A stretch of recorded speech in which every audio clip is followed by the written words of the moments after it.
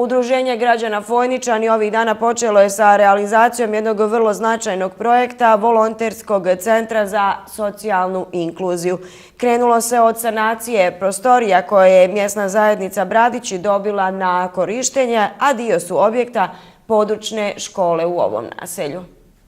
Od poplava u maju 2014. godine ove prostorije su bile neuslovne i nisu se koristile. Zahvaljujući projektu u prostoru od nekih 80 kvadrata, kancelarije za rad dobit će mjesna zajednica Bradić i Udruženje građana Fojničani i još 3 udruženja koja djeluju na ovom području.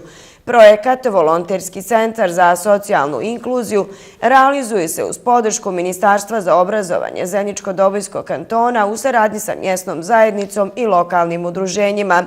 Cilj ovog projekta je objediniti sve te kapacitete u jedan jedinstven neformalni volonterski servis koji će pružati različite usluge socijalizacije stanovništva, edukacije, osposobljavanja i tako dalje. Dakle, kroz ovaj projekt mi smo fokusirali sada se trenutno na građevinsku sanaciju.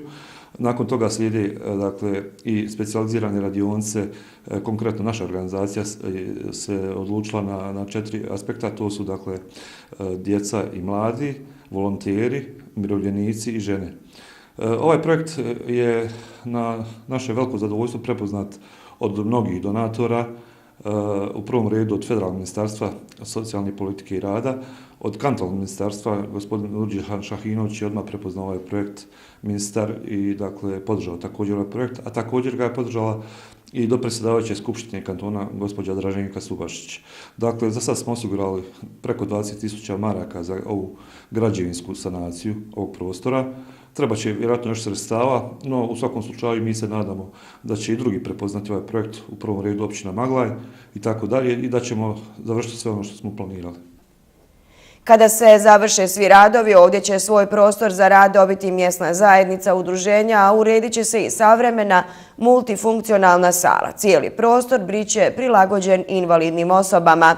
Cilj nam je da pokažemo kako se jedan prostor koji je do sad bio praktički neiskorišten, prazan, može iskoristiti i da na taj način ponukamo i u drugim mjesnim zajednicama, druge ljude, druge organizacije, druge mjesne zajednice, da također urade nešto slično, jer cilj je, krajnji cilj ovog projekta koji se zove Volonterski centar za socijalnu inkluziju je socijalizacija i uključivanje svih kategorija društva, ne samo onih najugroženijih, svima nam na neki način treba ta inkluzija, jer ljudi su danas otuđeni, ljudi su danas okrenuti sami sebi, svom privatnom vlasništvu. Međutim, dok ne shvatimo da se moramo udružiti i da moramo raditi zajednički, na sveopćem boljitku, neće ni biti napretka. Među prvim planiranim aktivnostima u okviru volonterskog centra i škola klasične gitare, koju će voditi Josip Tirić, inače nastavnik u glazbenoj školi Katarina Kosača-Kotromanić u Žepču. Pa sigurno, zašto ne, mlade potaknuti na jednu takvu stvar. Evo sigurno da sada kad budemo imali prostor da će to biti moguće, ne samo gitaru, nadamo se poduka iz klavijature, bubnjevi, možda za jedan mali bend, ne znam. Evo što god djeca budu prvenstveno htjela i svakako evo ja ću tu nastojati svoje znanje prenijeti na njih. Udruženje Fojničani dobilo je i finansijsku podršku Ministarstva za prostorno uređenje, promet i komunikacije, zaštitu okoliša Zeničko-Dobojskog kantona i Federalnog ministarstva raseljenih osoba i izbjeglica za projekat kompostiranje. Kompostere je u prvoj fazi već dobilo 15 domaćinstava. Pravu ekspanziju projekat će doživjeti već u proljeće. Za kompostiranje smo se opredijelili iz razloga da krenemo iz temelja, a temelj su odvajanje otpada. Na seoskom području odvajanje otpada je ono što većina ljudi već i radi. Dakle, onaj bio otpad odvaja na način da ga stavlja na nekakvu hrpu i tako dalje. Međutim, taj postupak nikad nije finiširan do kraja, nije realiziran do kraja po domaćinstvima iz razloga što ljudi nisu dovoljno educirani. Zato ovaj projekt kompostiranja, u okviru kojega smo svim zainteresiranim domaćinstvima podijelili odgovarajuće kompostere, i letke. Dakle, nadamo se da će oni sad taj proces završiti do kraja i da će taj proizvedeni kompost koji na kraju mora biti kao šumska zemlja, dakle, koristiti u svrhu svojih plastenika. Napomenut ću da ovdje mi imamo preko 1000 metara kvadratnih samo, dakle, plastenika i na taj način će zaokružiti, dakle, komplet biološku proizvodnju, tu organsku proizvodnju povrća.